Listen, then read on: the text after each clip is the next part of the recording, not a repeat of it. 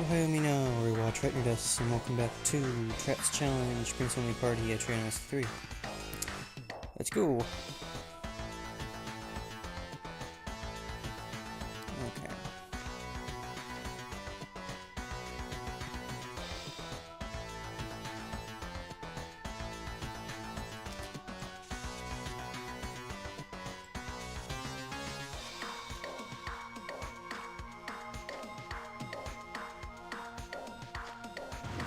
Oh, cool. I don't have to walk through this stuff. I wonder if that means that the magma does extra damage. And that thing on the left is really ugly. Oh, flame lizards. Okay, so this thing will drop. The flame lizards drop the last item you needed for that quest. I'm glad they actually showed up. So now we can eventually finish that one side quest that I never got to do. Okay, let's go this way.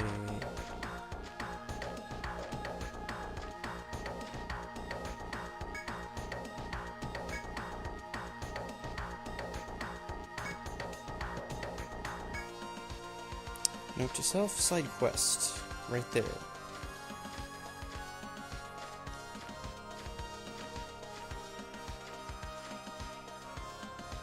Box. Okay, so that side quest lets us get to the box. You aren't even allowed to walk on this lava. It must be really, actually lethal, whereas the other stuff was just painful. Whoops. Didn't mean to hit that.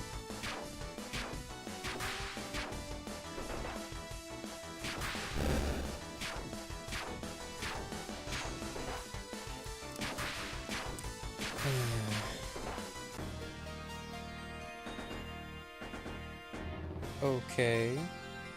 My recording thing is dying on me. Whoops.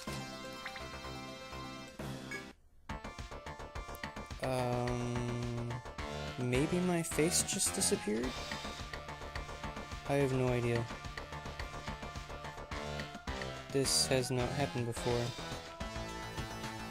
Okay, so can't do that. Mining!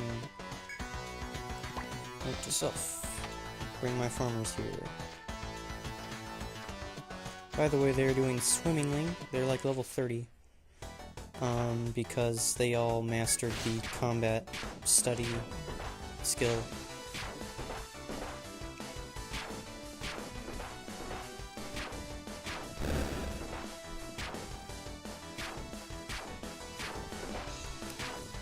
Which happens to be very useful if you are trying to run multiple parties. The party that you aren't going to use very often, just have them max out the combat study. It works excellently for the farmers because they don't do combat, so you can just... Okay, well, they can do combat, but they generally aren't good at it. I say we don't touch those.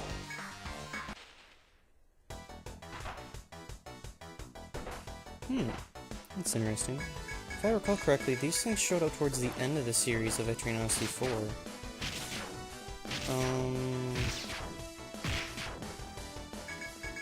Am I wrong?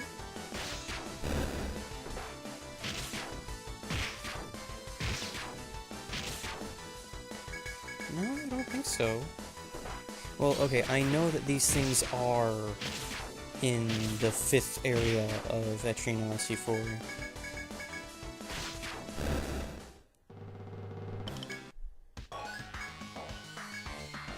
And when I say 5th area, I mean the main areas, not the...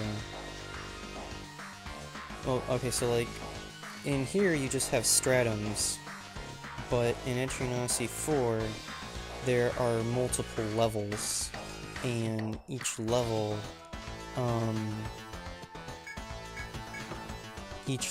has multiple dungeons that you can check out, and it was really cool. I really liked that change. It's a lot easier to figure out how to do stuff than the sailing, where you have to know exactly, like, for the ceiling, you have to check out literally every square if you don't have a guide that you're looking at. And at the beginning of the game, it's just way too expensive to actually take advantage of it, so you end up missing out on a lot of... Did you just spawn a boss? Did you just spawn a boss? You spawned a boss and didn't activate the FOE music. What? I don't have the time for this. Okay, so... warning, the little baby dragons spawn mommy dragons.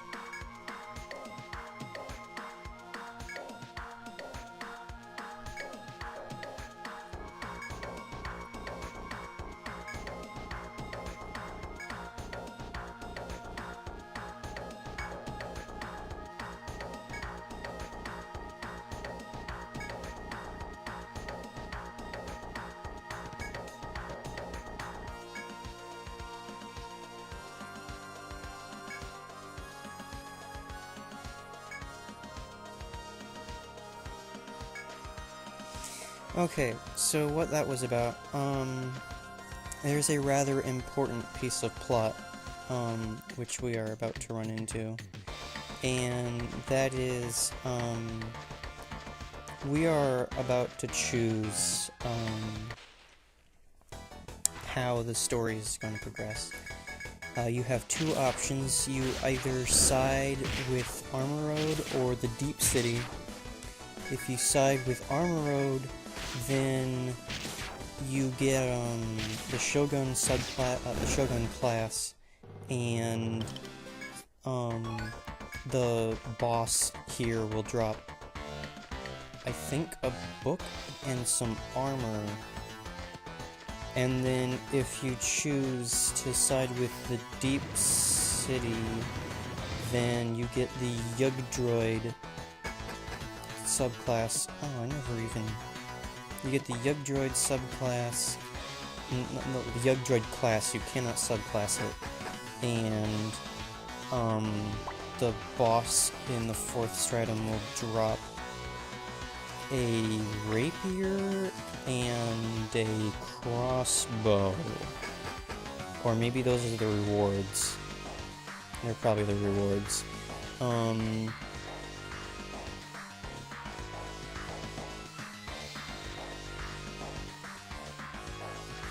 The choice you make does not ultimately affect the outcome.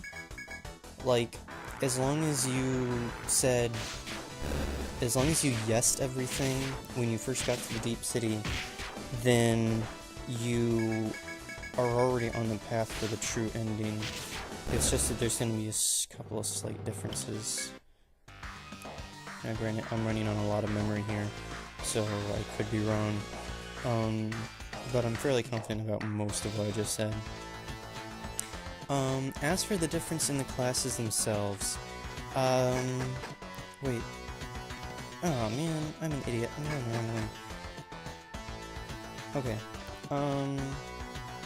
Next time we'll continue from the Senate, I guess, because I'm an idiot and I walked in a circle.